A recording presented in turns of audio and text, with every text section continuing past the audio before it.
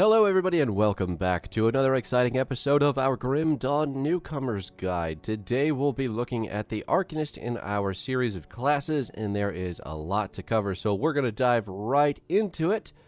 Obviously, after telling you to sell me your YouTube soul with a like, comment, or subscribe. Now, let's talk about the reason you're here. The Arcanist has an extremely large skill tree. Actives and passives abound. No summons to speak of, though, which seems like a bit of a missed opportunity, if I'm being honest. Now, to kick us off, though, we're going to be looking at Panetti's Replicating Missile. Lots of words there. Your basic magic missile ability that is going to do elemental damage with a 3-fragment ability. This missile hits, and then it splits. The first mastery for missile is called Distortion, which is going to give you a chance to have the missile pass through enemies. It's also going to give us some flat aether damage while buffing our fire damage, so that elemental damage that we do gets a third more powerful. And then the third mastery on the Missile Mountain is called Supercharged. This one is going to give us small, flat electrocute damage, increase our crit damage, buff our elemental, and at last, a small chance to stun. Now, this ability is heavily spammable, so having any chance to stun will ramp up really quickly, depending on how often you use it. So Proliferation is your final mastery for the missile, and it is going to further fragment the ability while adding more flat aether and elemental damage. With the full tree, your missiles are going to be splitting so much you should be able to clear entire mobs as long as your PC can handle all the stuff on the screen. Which shouldn't be too difficult because this game runs at pretty low specs, I'd like to assume. Now, Callidor's Tempest is your next active ability and also spammable in nature. It's got a pretty solid radius around your character while doing flat fire and aether damage. We also get a small chunk of weapon damage, so depending on how you build this one, you could potentially be doing a nutty amount of damage. Wrath of Agravix will take that a step further and add a cooldown to this ability. With the cooldown, you're going to get another chunk of weapon damage, a 100% chance to knock down, and a total damage modification of 170%. Give yourself a nice two-handed weapon and watch this AoE just outright explode grouped up mobs. Now, Inferno is the last mystery for mystery.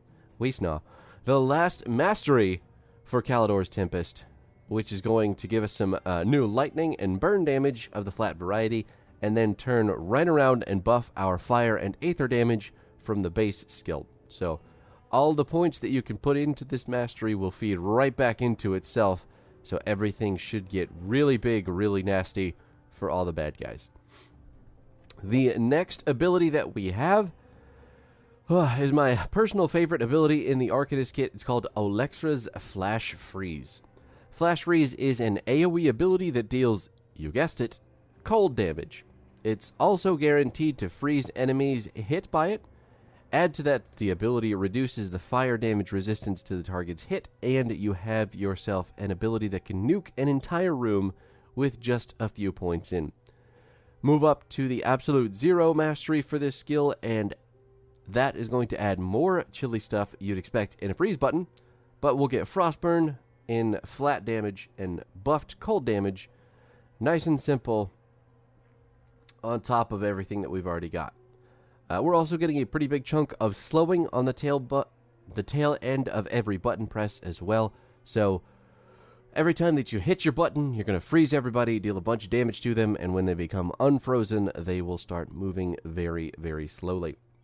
Now, if you're feeling like doing even more cold-based AoE damage, I would highly recommend adding this ability to your Tsunami Devotion skill and watching the waves just shoot out everywhere. Tsunami literally fires waves out from your character, and because the AoE on Flash Freeze can get so huge, you can proc it anywhere from 5 to 10 times just with one cast of your W. So it is really enormously effective depending on how many enemies are near you and how many get hit.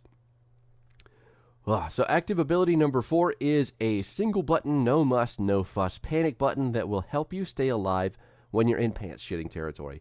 Mirror of Areoctes does one thing on an enormous cooldown, and that is to absorb all damage. Well, it actually does two things, because it also gives you lightning retaliation, but the damage absorption is the big one, and that goes on for 3 seconds.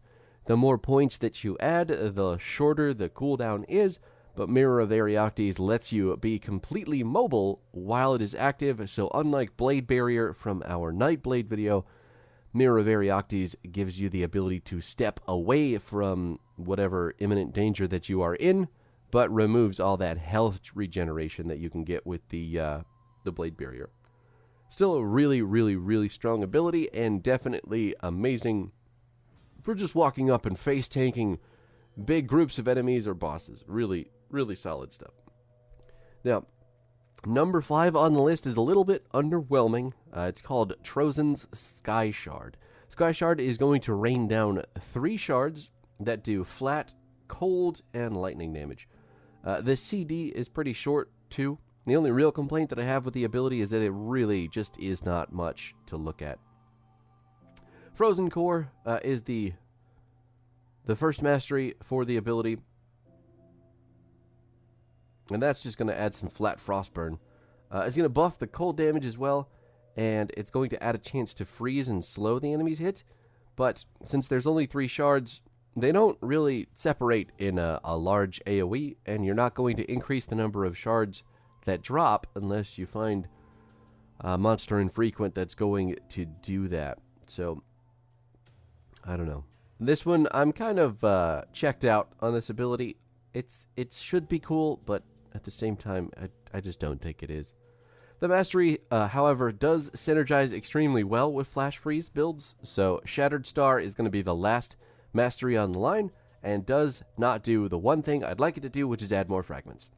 What it does do is buff the lightning damage astronomically, gives us a % chance of even more flat lightning damage, and adds crazy high levels of crit damage to the button. Super good, but again, super underwhelming. And that's really the only word I can use to describe this button. It's just meh.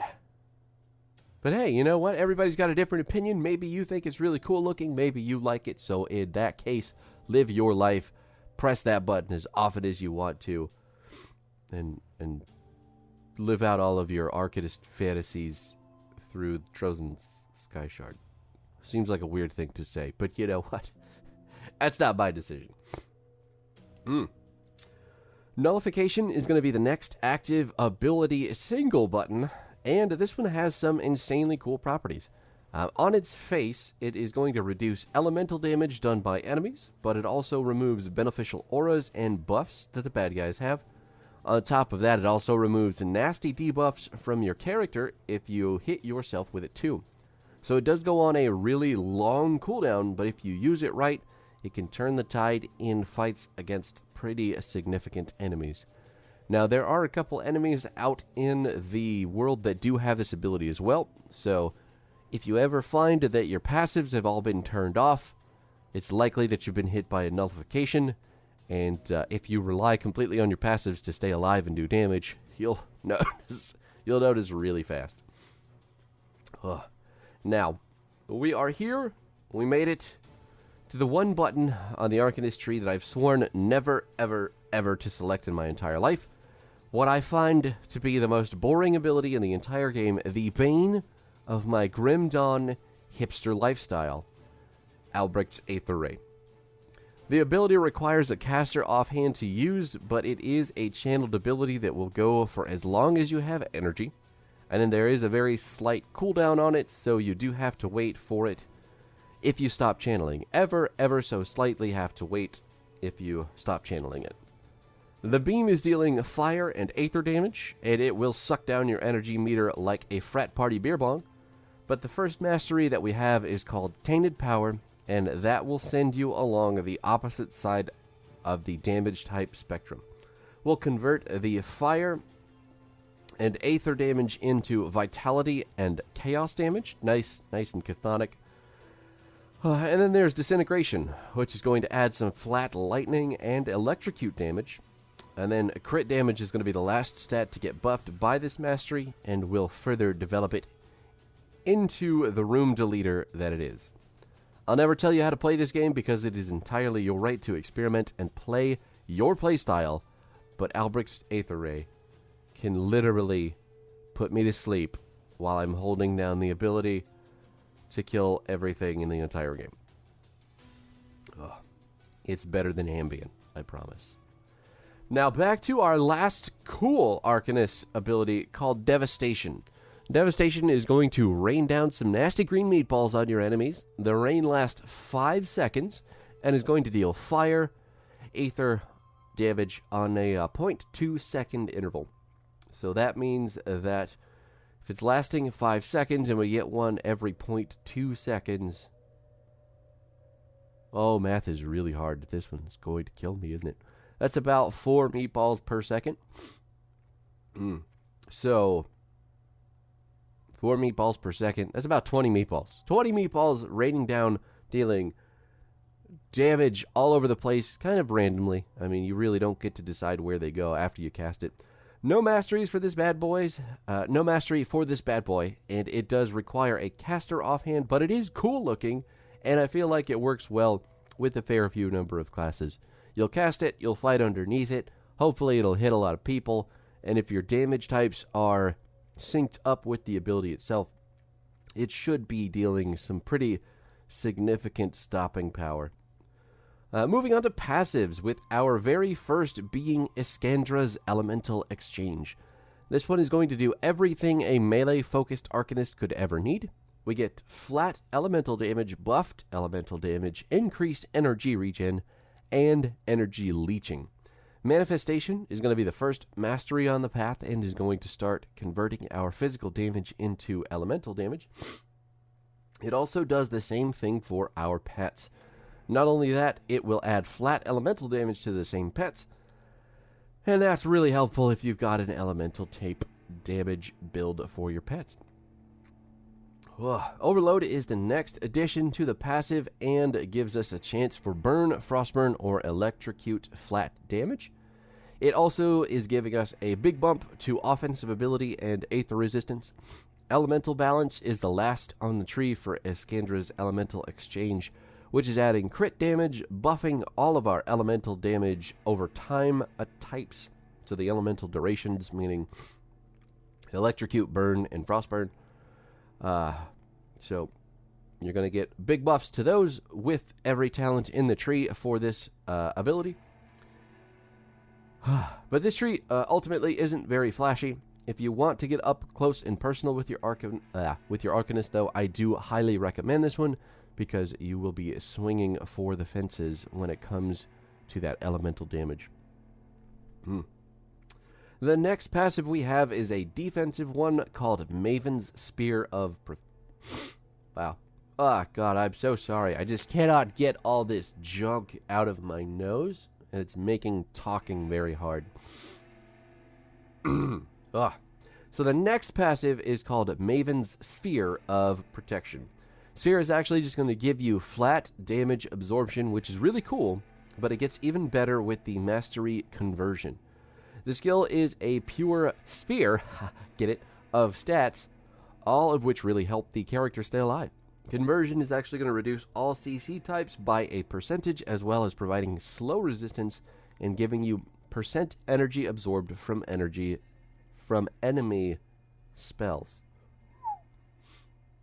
Sphere is incredibly useful for any class that needs to be able to get hit and keep going, and if you remember from the Nightblade video with our Phantasmal Armor, that ability is going to synergize incredibly well with this one in terms of leeching energy from enemies. So if you need to get tanky, I would highly suggest those two abilities if you're building a Nightblade Arcanist class, because they will keep you very armored, they will keep you very topped up on your energy, and generally you should just have a good time. Unless you're not playing melee, in which case, what are you doing with your life? Now we're moving on to our two exclusive options for the Arcanist. Reckless Power is going to be our first option and is going to give us a flat aether damage. As soon as we hit the button, flat aether damage buff.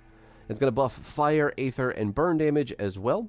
And it's also going to start converting your physical damage into aether on top of that. So you take that and you add on the attack speed with the casting speed, and you've got the makings of a truly horrifying passive. Fire Retaliation and Stun Chance Retaliation are going to round out the ability, so if you're looking at a melee-focused build for your Arcanist, do not pass on this ability.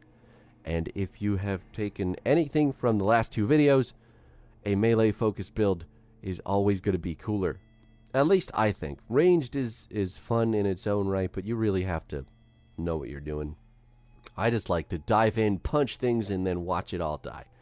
But, yeah. So, Reckless Power, Maven Sphere of Protection, and then Phantasmal Armor. Really solid defensive and offensive options for a Nightblade Arcanist build. And I would highly, highly recommend all three. But if you're not going to take Reckless Power, you have the opportunity to take Star Pact.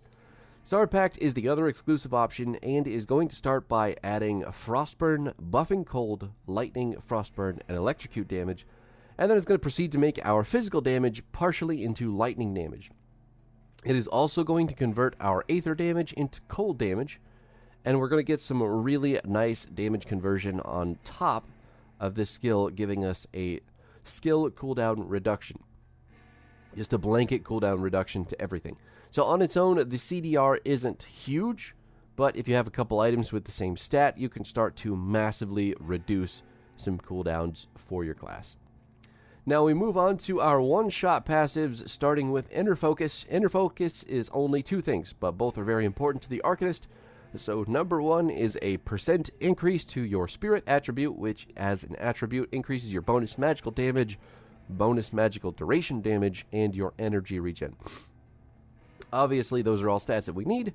And nextly, we get a % increase to our offensive ability, which is made better the more offensive ability that we have.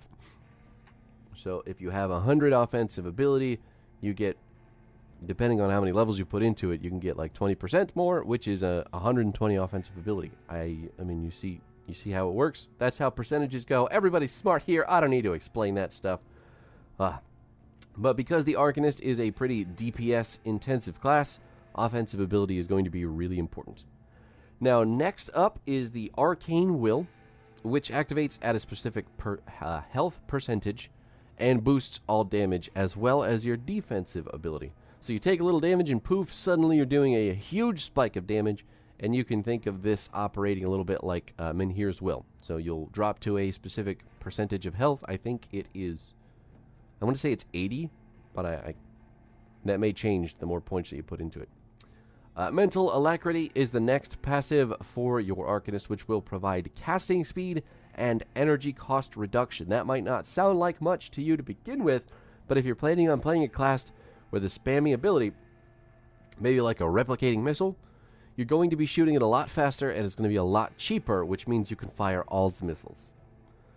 Take that and add on the Reckless Power passive that we have from earlier, and obviously you should be casting and attacking like fucking lightning. Not lightning damage, just the speed of lightning. You're welcome. Then our very last passive is called the Fabric of Reality, and I can't say this one is super exciting, but it does add some flat aether and chaos damage to everything while also buffing those damage types. It's going to let you do more damage to ethereals and chthonians too, but I can't really say that's a selling point for myself. With all of that, though, everybody, we are finished with the Arcanist as a class, and I can feel pretty happy with that.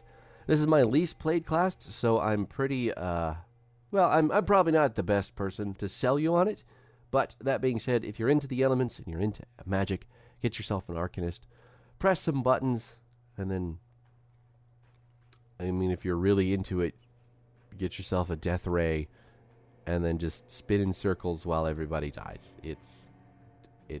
It's there. It's an ability you can pick. And